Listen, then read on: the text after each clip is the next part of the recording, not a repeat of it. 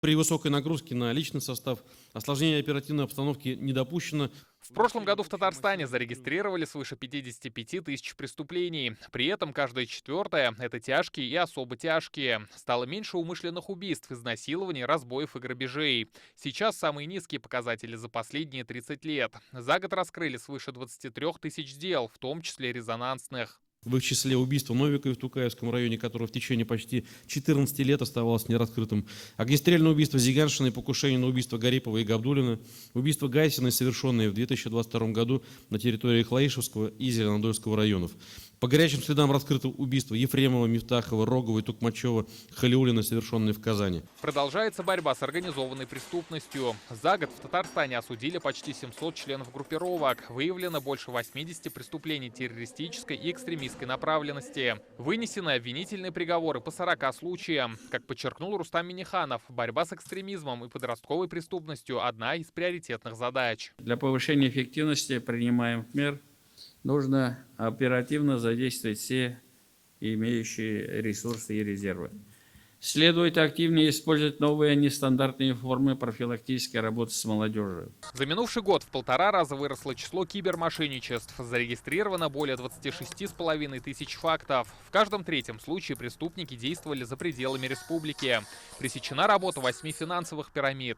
Правоохранителям удалось вернуть почти 4 миллиарда рублей, похищенных у татарстанцев. Криминальная схема, в том числе по выводу незаконно полученных доходов, часто меняется. Важно на постоянной основе вести информационно-разъяснительную работу среди граждан о новых разновидностях подобных преступлений и способах защиты от них. Особое внимание – борьбе с незаконным оборотом наркотиков. Ликвидировано 6 нарколабораторий, перекрыты 47 каналов поставок. Ликвидировали больше полтонны запрещенных веществ. Отдельная тема – работа с мигрантами. Сейчас в республике на учете стоят почти 400 тысяч человек.